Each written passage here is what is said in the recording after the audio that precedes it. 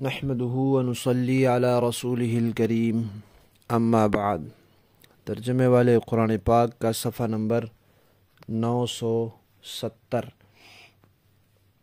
26واں پارہ، سورہ قاف، تیسرا رکوع، آیت نمبر 36 تا 40۔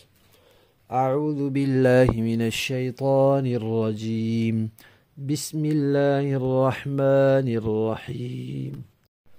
وَكَمْ أَهْلَكْنَا قَبْلَهُمْ مِنْ قَرْنٍ هُمْ أَشَدُّ مِنْهُمْ بَطْشًا فَنَقَّبُوا فِي الْبِلَادِ هَلْ مِنْ مَحِيصٍ إِنَّ فِي ذَلِكَ لَذِكْرَى لِمَنْ كَانَ لَهُ قَلْبٌ أَوْ أَلْقَى السَّمْعَ وَهُوَ شَهِيدٌ وَلَقَدْ خَلَقْنَا السَّمَاوَاتِ وَالْأَرْضَ وَمَا بَيْنَهُمَا فِي 6 أَيَّامٍ وَمَا مَسَّنَا مِن لُغُوبٍ فاصبر على ما يقولون وسبح بحمد ربك قبل طلوع الشمس وقبل الغروب ومن الليل فسبحه وأدبار السجود۔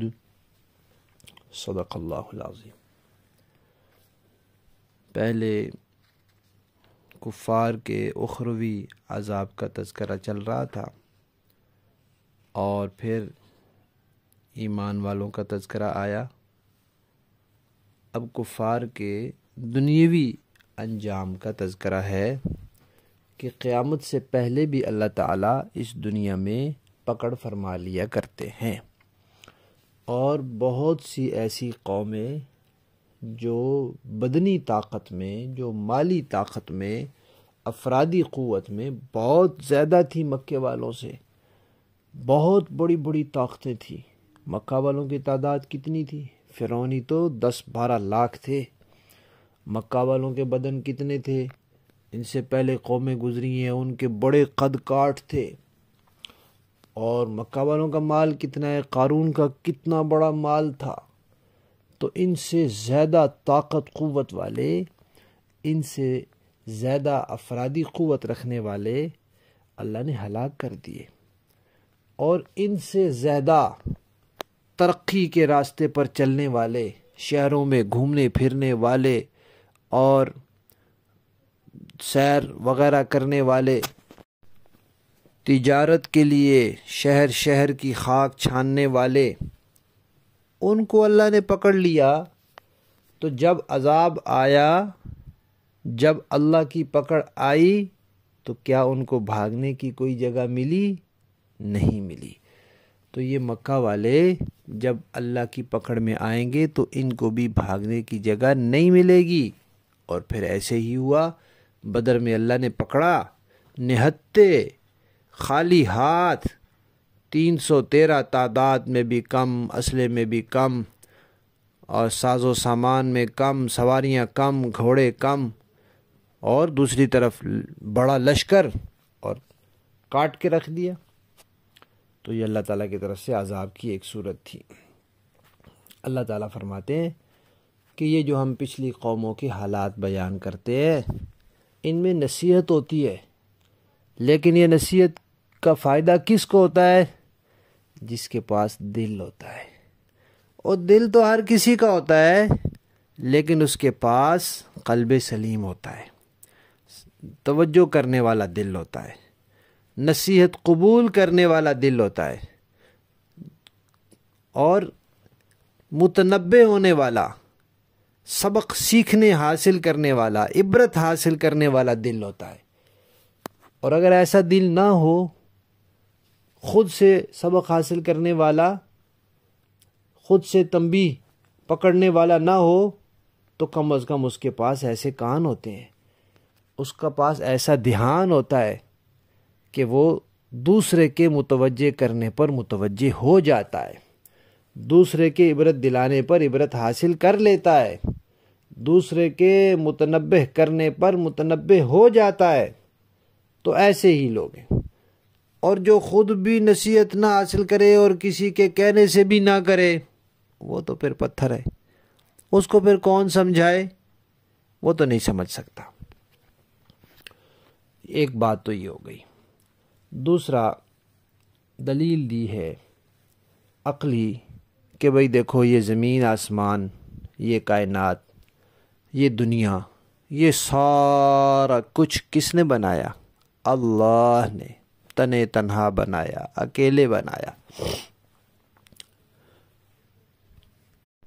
تنے تنہا بنایا، اکیلے بنایا، اور فرمایا 6 دنوں میں بنایا۔ یہ بات پہلے گزر چکی ہے کہ ہمارے ہاں دن رات وجود میں آتے ہیں سورج سے۔ اس وقت سورج تو تھا نہیں، تو پھر دن رات کیسے وجود میں آئے؟ تو 6 دنوں کا وقت مراد ہے، 6 دنوں کا وقفہ، 6 دنوں کی مدت۔ اب 6 دن ایام کا لفظ ہے، اور ایام کا لفظ 3 معنوں میں بولا گیا ہے۔ ایک جو ہمارے دن ہے اس کے لیے بھی بولا گیا ہے 24 گھنٹے کا دن، اور ایک 1000 سال کے لیے بھی ایک دن کا لفظ بولا گیا ہے یوم کا، تو وہ بھی مراد ہو سکتا ہے، اور 50,000 سال کے لیے بھی یوم کا لفظ بولا گیا، وہ بھی ہو سکتا ہے۔ اگر ہماری طرح کے دن مراد ہوں تو یہ ہمارے ہی 6 دنوں میں بنا، اور اگر 1000 سال تو پھر 6 دن یعنی 6000 سالوں میں زمین آسمان بنے، اور اگر 50,000 سال والا یوم مراد ہو تو پھر 3 لاکھ سالوں میں زمین آسمان بنے۔ اللہ تعالیٰ نے بنائے، ایک لمحے کے 1000ویں حصے میں بنانا چاہتا تو بن جاتے سارا کچھ، لیکن اللہ تعالیٰ نے انسان کو اس طرف توجہ دلائی ہے کہ دنیا کے جو کام ہیں وہ آہستہ آہستہ ہوتے ہیں، تدریجاً، درجہ بدرجہ ہوتے ہیں۔ پیدا ہوتے ہی بچہ فوراً بڑا نہیں ہو جاتا، بیج نکلتے ہی فوراً تناور درخت نہیں بن جاتا وغیرہ۔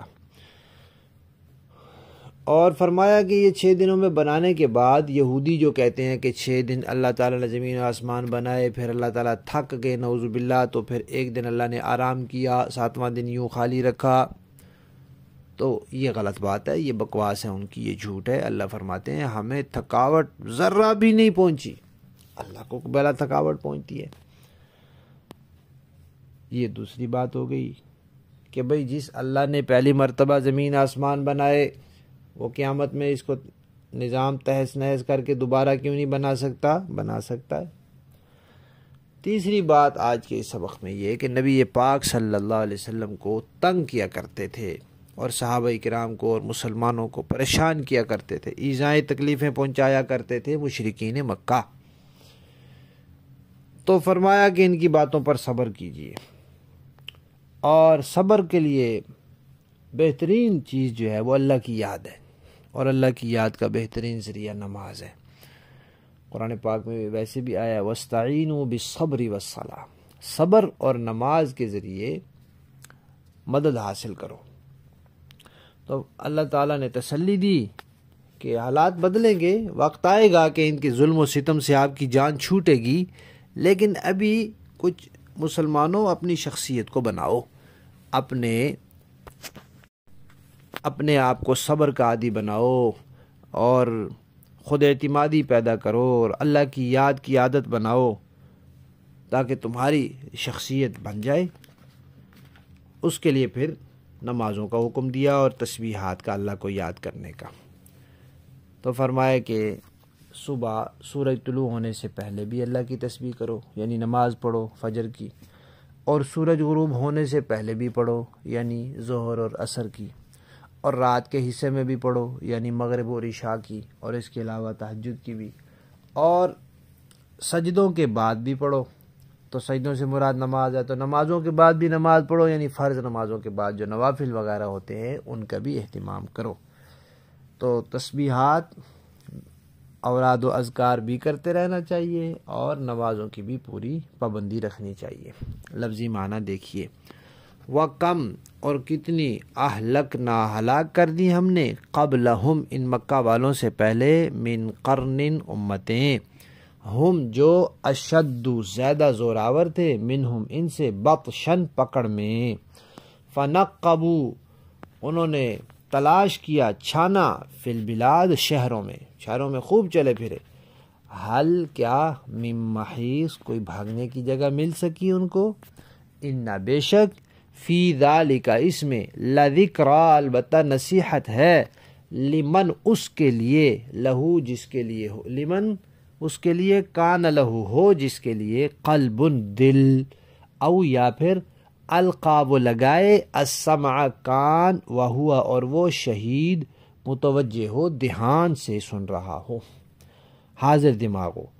وَلَقَدْ اور تحقیق خلقنا ہم نے پیدا کیا، السماوات آسمانوں کو، والارض اور زمین کو، وما بینہما اور جو کچھ ان کے درمیان ہے اس کو، فی ستۃ ایام 6 دنوں میں، وما مسنا اور نہیں چھوا ہمیں من لغوب کسی تھکان نے، فاصبر آپ صبر کیجئے، علی ما اوپر اس کے، یقولون جو یہ باتیں کرتے ہیں، جو یہ کہتے ہیں، وسبح اور تسبیح بیان کیجئے، بحمد ربک اپنے رب کی حمد کے ساتھ، قبل طلوع الشمس سورج کے طلوع ہونے سے پہلے بھی، وقبل الغروب اور سورج کے غروب سے پہلے بھی، ومن اللیل اور رات میں بھی، فسبح تسبیح کیا کیجئے یعنی نماز پڑھا کیجئے، وادبار السجود اور نمازوں کے بعد بھی، نمازوں کے بعد تسبیحات بھی ہیں اور نفل نمازیں بھی ہیں۔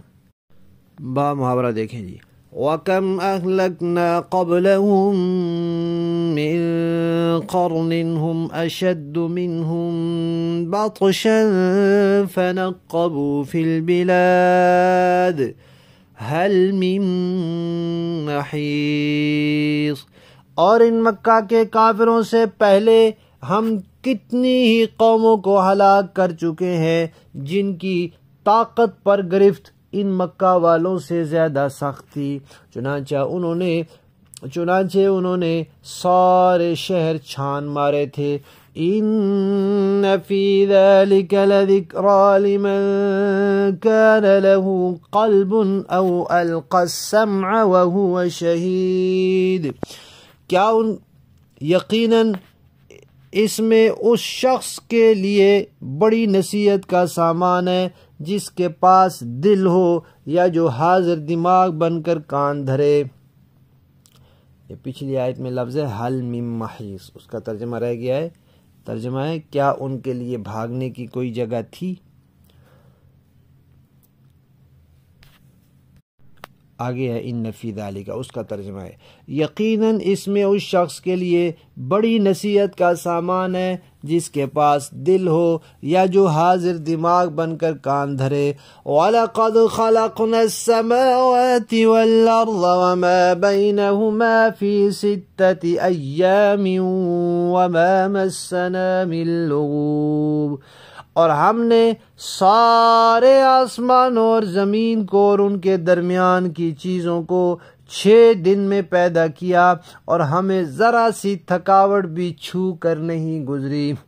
فاصبر على ما يقولون وسبح بحمد ربك قبل طلوع الشمس وقبل الغروب، لہذا اے پیغمبر جو کچھ یہ لوگ کر رہے ہیں آپ اس پر صبر، جو کچھ یہ لوگ کہہ رہے ہیں آپ اس پر صبر کریں اور اپنے پروردگار کی حمد کے ساتھ تسبیح کرتے رہیں، سورج نکلنے سے پہلے بھی اور سورج ڈوبنے سے پہلے بھی۔ وَمِنَ اللَّيْلِ فَسَبِّحْهُ وَأَدْبَارَ السُّجُودِ اور رات کے حصوں میں بھی اس کی تسبیح کیجئے اور سجدوں کے بعد بھی۔ صدق اللہ۔